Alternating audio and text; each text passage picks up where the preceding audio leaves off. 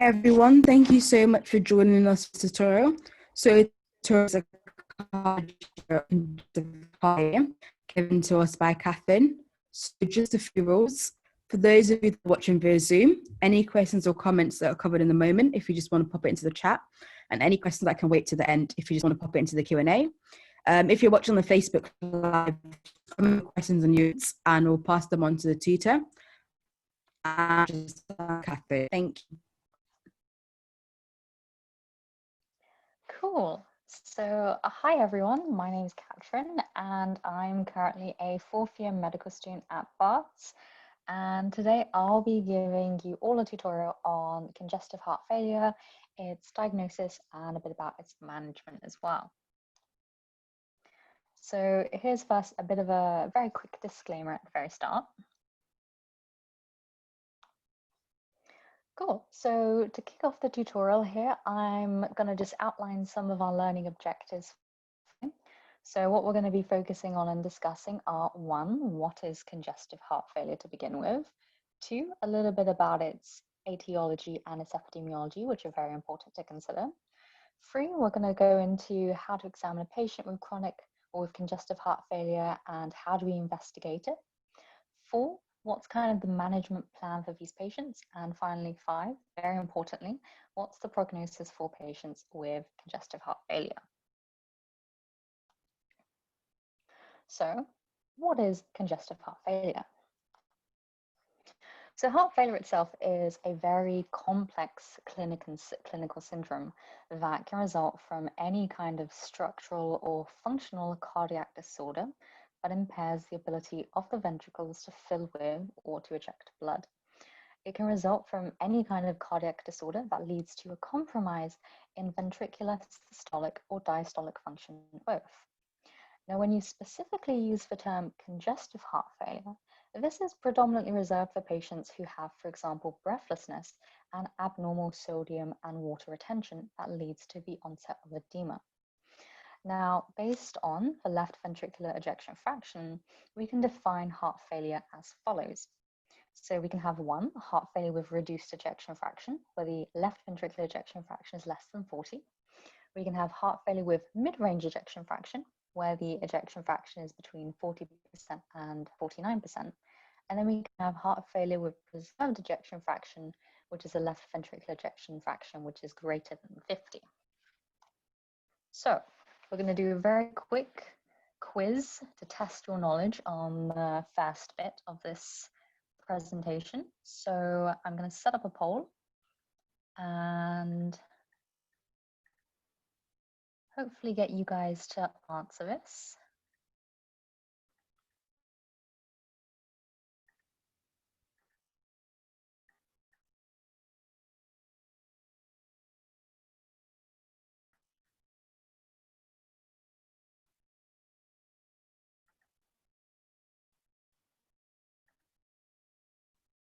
Okay.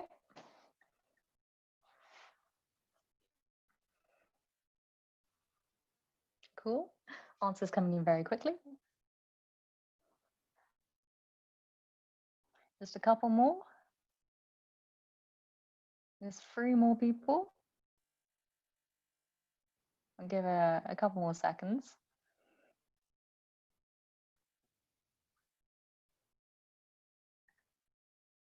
Cool. So yeah, most of you guys were correct. So a reduced ejection fraction is defined as your ejection fraction which is less than 40%. Perfect.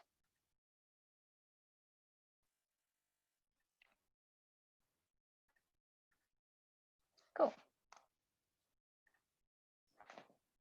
So now moving on to what the causes are and the epidemiology of congestive heart failure. So the prevalence of congestive heart failure in the Western world is estimated at around 1% to 2%, and the incidence is thought to approach about 10 per 1,000 people per year. Now in the UK, congestive heart failure is thought to account for around 1 million inpatient bed days and about 5% of all emergency admissions. Therefore, heart failure is a very important disorder to be aware of.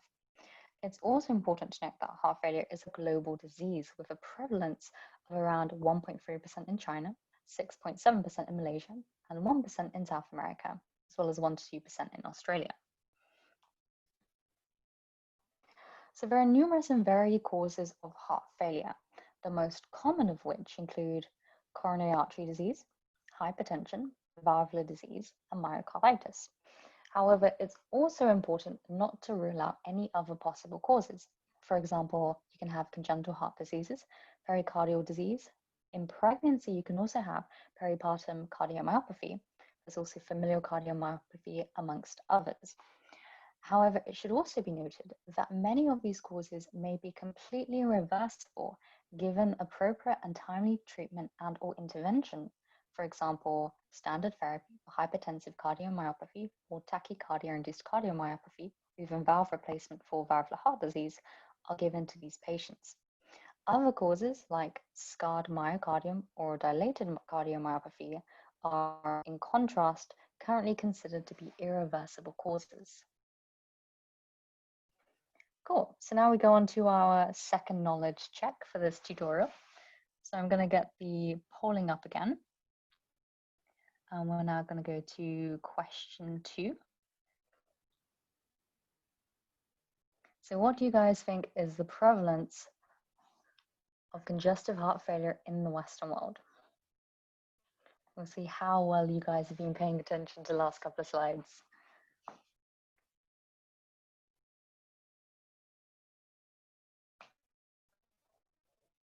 Cool. Maybe a couple more seconds or a few more votes.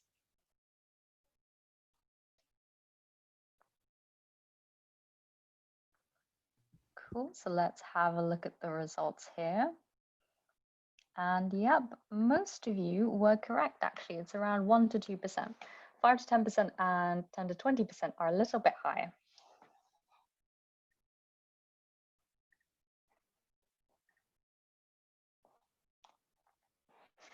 Cool, so now we're going to move on to our third learning objective, which is how to approach the management of a patient with congestive heart failure. And what are the investigations that you want to be performing? So, identifying the condition responsible for the cardiac, structural, or functional abnormality is really, really important. And this is because some conditions that lead to left ventricular dysfunction are potentially treatable and/or reversible, which is very good for patients. So, when you're clocking a patient, there are a lot of causative factors that you really do need to take into consideration. So, when you're taking your history, you want to ask the patient, have they had a history of hypertension? Do they have diabetes, dyslipidemia, a previous history of tobacco use, any coronary, valvular, or peripheral vascular disease, or any congenital heart disorders, or sleep-disturbed breathing? And these are all things that you should inquire about. When you're looking at the drug history, you also need to record the past and current use of, for example, any illicit drugs, any alcohol or high-dose cyclophosphamide. And that's because heart failure can actually occur years after exposure to this chemotherapy medication. A detailed family history should also be obtained for these heart failure patients, and that's to determine whether or not there is any familial predisposition to, for example, atherosclerotic disease, but also to identify any relatives with a cardiomyopathy, with any sudden unexplained death, a conduction system disease, as well as, for example, skeletal myopathies. Notably, we should also be vigilant of the fact that things such as breathlessness on exertion or at rest is one of the most common symptoms of left-sided heart failure. And with increasing failure, patients may develop things such as leg edema and abdominal distension due to ascites.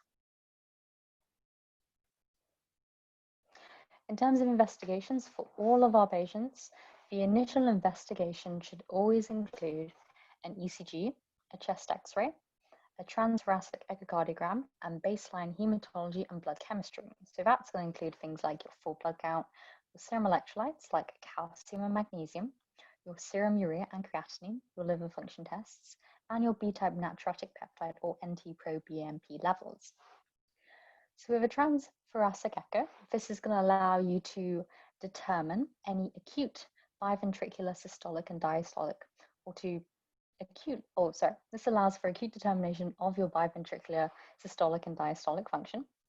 With your ECG, this is going to help to provide evidence of any underlying left ventricular hypertrophy or, for example, atrial enlargement. With a chest X-ray, this can also reveal any pulmonary vascular congestion, so vascular redistribution and curly B lines, any cardiomegaly, which would be evidenced by an increase in your cardiothoracic ratio, or any pleural effusion. So that's usually going to be right-sided, but often it's bilateral. Regarding your BMP levels, elevated plasma levels are typically associated with reduced ventricular ejection fraction, left ventricular hypertrophy, as well as acute MI, although they can also occur in other settings like PE and COPD. So if you have a low plasma BMP level, this can help to rule out any decompensated heart failure and can help to point toward a poor cause. A high plasma BMP level, in contrast, can strongly support the diagnosis of abnormal ventricular function, so heart failure. If you have more of an intermediate value, however, this is going to fall into your so-called gray zone, and it should prompt one to kind of consider a potential non-cardiac cause. In terms of your full blood count, anemia and high lymphocyte percentages are known to be strong risk factors and prognostic markers for poor survival in patients. Regarding your serum creatinine and blood urine extraction, this is going to be reflective of tissue perfusion, fluid status, and will also help you to rule out any renal disease. It's also very good to look at blood glucose levels, as this is going to screen for diabetes as a comorbid condition. Oops. Okay. And so other investigations that can also help to assess the severity of heart failure and functional status can include, for example, an exercise stress test. That's going to be reflecting a patient's functional exercise limitation and hemodynamic response to exercise. Normally, this is ordered when exercise-induced arrhythmias or ischemia are suspected in the patient. You can also order a cardiopulmonary exercise test. That's going to provide you with the most objective assessment of a patient's functional status. A 6-minute walk test, that's because it's well known that patients with heart failure who cannot walk more than 300 meters in 6 minutes, which is your walk test, these patients will normally have a substantially greater annual risk of death. Right heart catheterization, so that's going to provide an objective hemodynamic assessment of left ventricular filling pressure. And this is normally considered in patients who are, for example, intolerant to standard medical therapy. And you may also consider an endomyocardial biopsy. And that's ordered if, for example, an acute myocarditis is suspected in your patient. So going on to our third question. So which of the following should be initially considered as suitable investigations for a patient who comes in with heart failure?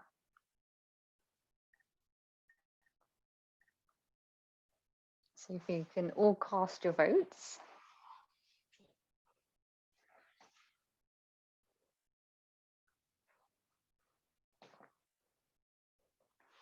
So it's looking quite good so far, maybe a couple more seconds. Almost half of everyone here has voted.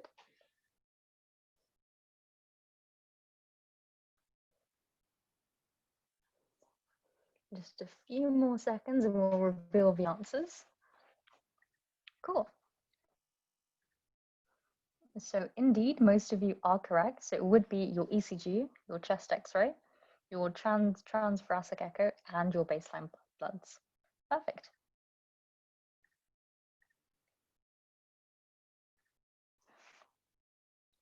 So now we're going to move on. How exactly do we manage these patients with heart failure? So when we're treating congestive heart failure, we predominantly have 3 main goals. And these are going to be to alleviate symptoms of the patient that they're experiencing, to delay the progression of your heart failure, as well as to reduce mortality and morbidity levels. In terms of general principles, in newly diagnosed patients with congestive heart failure, the congestion and the volume overload should be promptly treated by diuretics. which can be given intravenously in the initial phase. In patients with reduced left ventricular ejection fraction, in addition to the diuretics, ACE inhibitors, beta blockers, and if required, aldosterone antagonists like spironolactone should also be added. So, in addition to drug treatment, it's also important to consider non-drug treatment initially. So in terms of non-drug treatment, patients with heart failure should be advised to try and adjust their lifestyle in order to reduce the risk of heart failure progression. And so this is very important, and we need to encourage our patients to consider things such as smoking cessation, reducing alcohol consumption, really increasing the levels of physical activity to encourage them to try and control their weight, as well as to get them to move toward having more healthy diet lifestyle choices, like increasing the fruit and vegetable consumption. Salt and fluid intake should only be restricted if these are particularly high. Also, it's important to consider that patients who are female and are therefore considering a future pregnancy should also be told about any risks, especially if they have pre-existing heart failure. And it's also important to get some advice from a heart failure specialist as well as an obstetrician. So in patients with heart failure with reduced ejection fraction, diuretics are recommended in patients with fluid retention in order to really relieve the symptoms of breathlessness and edema. An ACE inhibitor like perindopril or ramipril and the beta blocker should also be given as first-line treatment in order to reduce morbidity and mortality levels. If the symptoms of heart failure persist or if they worsen despite your optimal first-line treatment, then you can also consider adding in an aldosterone antagonist like spironolactone, unless it is contraindicated, so for example due to hyperkalemia or renal impairment. In patients with heart failure with preserved ejection fraction, this should be managed under the care of a heart failure specialist. So for the relief of fluid retention symptoms, you can also add in a low to medium dose loop diuretic that should be prescribed to the patient. However, if the patient fails to respond to that treatment, then of course you need to refer them to a specialist. So alongside the therapeutic intervention that you can give these patients, there are also other forms of treatment, and these include heart transplantation as well as medical devices. So cardiac transplantation is currently the only established surgical approach to managing heart failure. However, obviously, it's not commonly available for all the patients that require it. So indications for transplantation include patients that have severe functional impairment, if they have recurrent life-threatening ventricular arrhythmia, or for example, they have angina that is refractory to all currently available treatments. Regarding the implantable defibrillators, these have been shown to decrease mortality in patients with heart failure, both ischemic and non-ischemic, and can therefore be considered. Cool, so moving on to our next question. So in patients with heart failure with reduced ejection fraction, what is first-line treatment?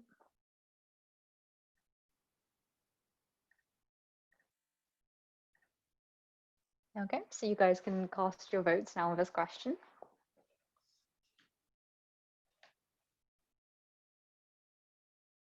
So this is patients with reduced ejection fraction. So a mixture of results coming in so far. Cool, we'll just wait for a couple more answers. And just a few more seconds. This is almost 100% turnout so far. Cool. So it seems like there is quite a broad range of responses here, but we can have a look at the correct answer. So the correct answer was 3. So you ideally want to give your patients an ACE inhibitor and a beta blocker, and if they demonstrate signs of congestion and fluid overload, then you want to consider also your loop diuretic. and then you can have your aldosterone antagonist as an add-on therapy. But for the patients that we refer to the heart failure specialist, that's going to be the patients that have preserved ejection fraction. And that's because from clinical trials and research data, we now know that actually therapeutics that we give to patients with reduced ejection fraction aren't as efficient in preserved ejection fraction. So that's why we really want to refer them. Cool, and so on to our final section for today, and this will be discussing the prognosis of patients with congestive heart failure. So in brief, there are numerous factors that have been used as prognostic indicators in heart failure, including demographic information like age, gender, and race, a patient's symptoms, their comorbidities, like hypertension, diabetes, anemia, and renal or hepatic dysfunction, as well as any objective clinical parameters. So for example, your ejection fraction, your left ventricular size, volume, mass, and shape. However, in general, the prognosis of these patients is actually quite poor, and approximately 50% of people with heart failure die within about 5 years of the diagnosis. Now, the mortality rate in the UK does appear to be improving. However, it should be noted that there remains large variations in mortality and morbidity across different hospitals. And so a couple of final takeaway messages from this tutorial today, and just to wrap everything up. So really important key things that we should be taking away are that heart failure can result from any structural or functional cardiac disorder that impairs the ability of the ventricles to fill with or to eject blood. And in the case of congestive heart failure, this is going to be defined as breathlessness and abnormal sodium and water retention that results to edema. Heart failure is a present-day public health concern with an extensive impact worldwide. Therefore, it's an immediate, ongoing concern for clinicians and very important for us to recognize and treat. Initial investigations that we really want to be performing when we have these patients are your ECG, your chest X-ray, transthoracic echo, and your baseline bloods as well. The overall management will depend on a number of factors. So if you have reduced ejection fraction, loop diuretics in the event of congestion, an ACE inhibitor, beta blockers, and add-on aldosterone antagonist if it's required. With preserved ejection fraction, you want to refer these patients to a specialist. And finally, the prognosis will vary, but overall, unfortunately, it's regarded as poor in most patients. And so that's the end of the tutorial. Thank you all very much for listening. And if you do have any questions, I can take them now.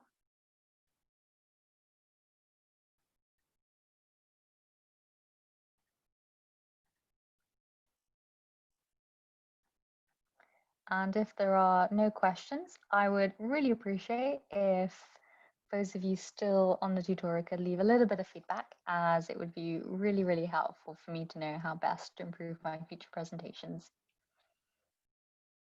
And yeah, thank you all very much for listening. And if you do have any questions, so there is a question that's come in, and it says, how is ejection fraction measured? So normally we measure the ejection fraction via an echo. So when we discussed the investigations, we said we perform an ECG, a chest X-ray, and a transthoracic echo. That echo is what allows us to estimate or to quantitatively measure the ejection fraction. And then based on that value, so the percentage we get back from that investigation, we can determine how best to manage that patient.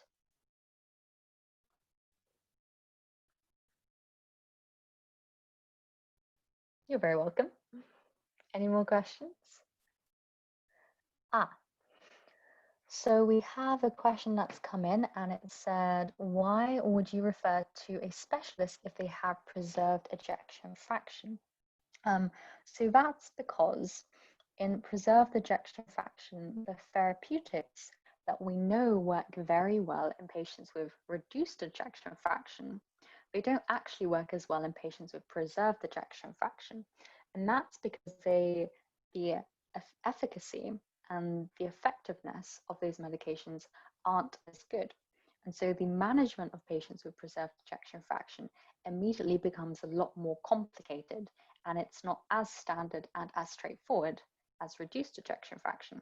Therefore, we want to make sure that these patients with preserved ejection fraction received specialist care with medications and a treatment algorithm that is highly specialized toward them. You're very welcome, Vanessa.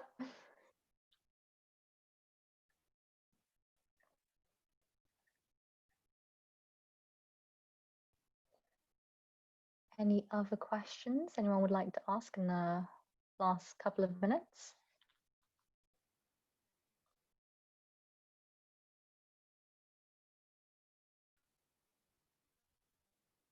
Cool. So I reckon we're finished.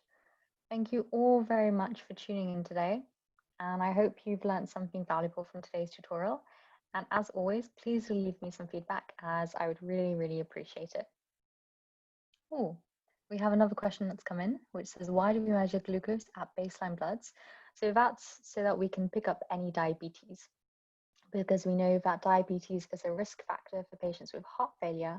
And if a patient has heart failure alongside diabetes, it increases the risk or increases the likelihood that the prognosis will be much worse.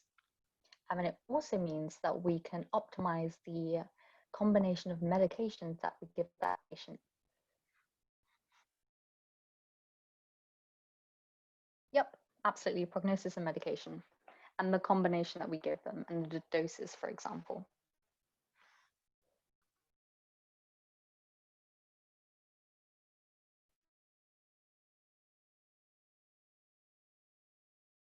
Cool. Thank you all very much for listening. And yep, as always, let me know how the tutorial was and if there's anything you'd like to see next time.